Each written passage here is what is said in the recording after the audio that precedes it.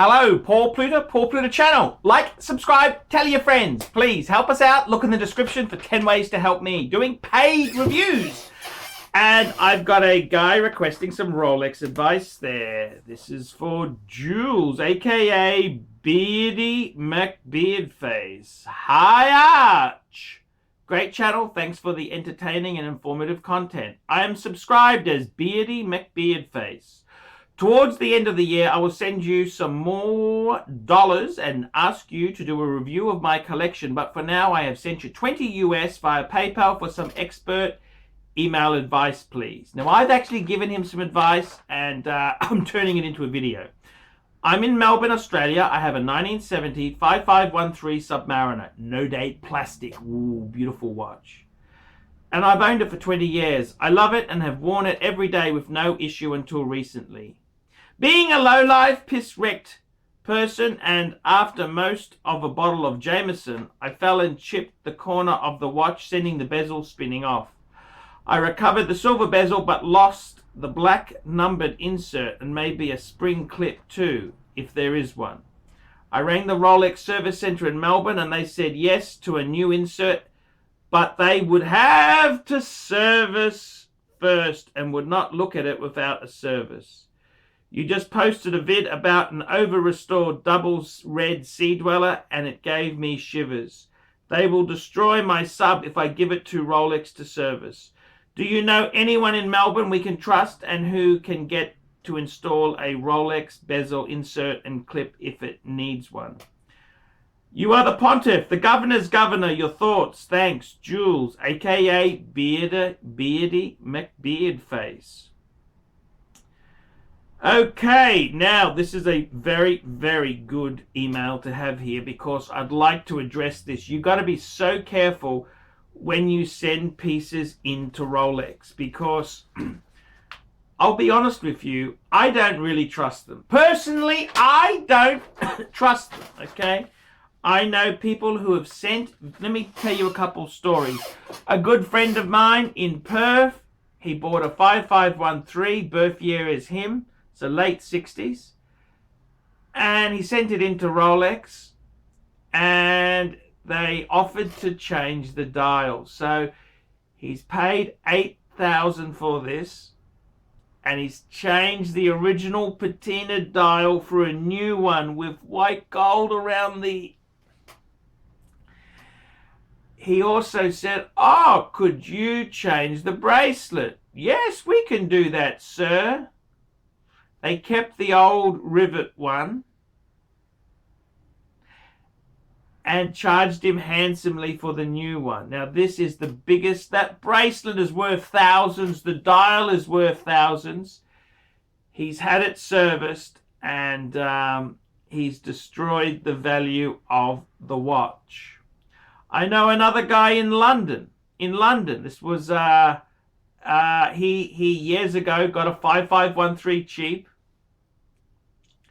patinaed chocolate brown dial, sent it in, and he asked them to change the dial.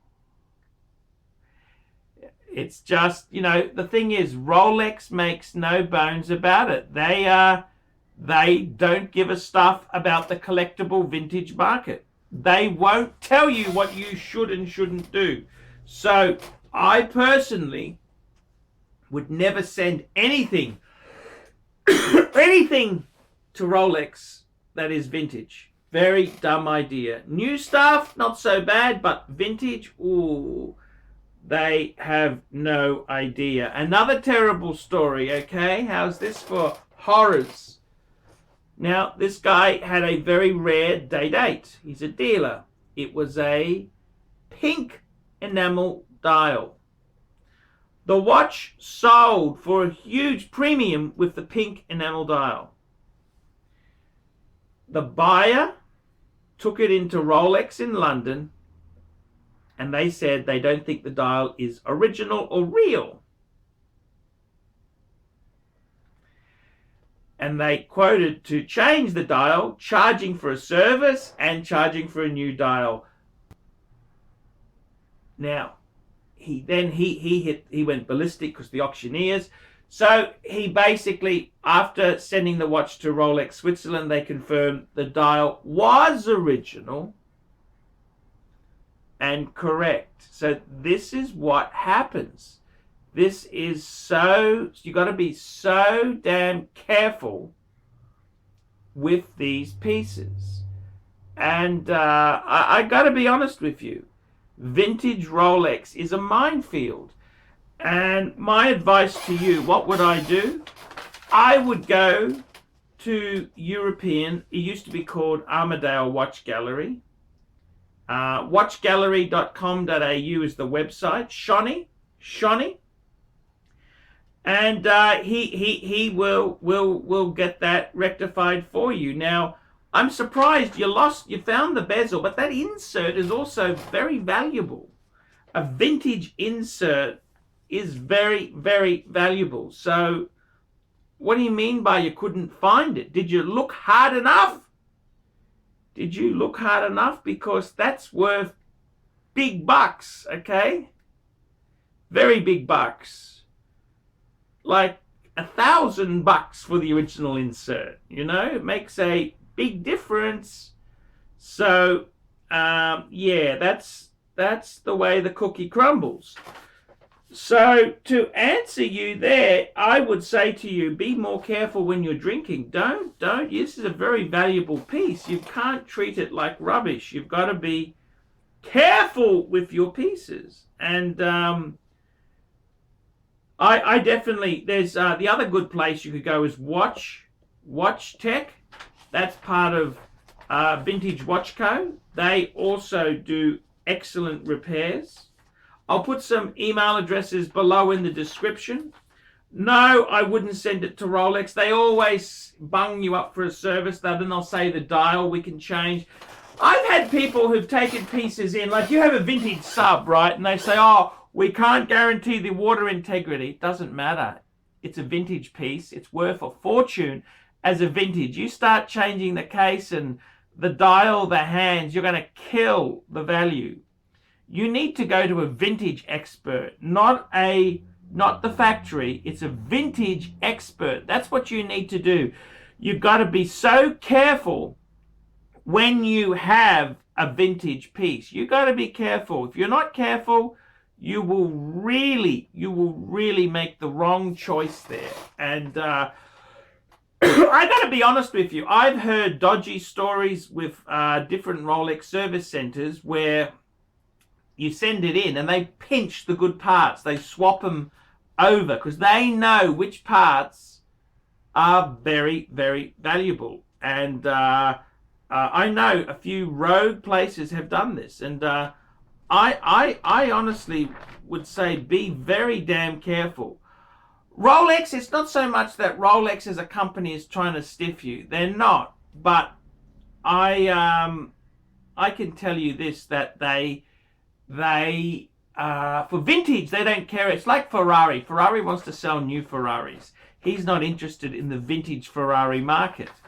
Rolex is the same. They don't care less about the vintage market. And in fact, they kind of hate the vintage market. And see, Patek has embraced the vintage market.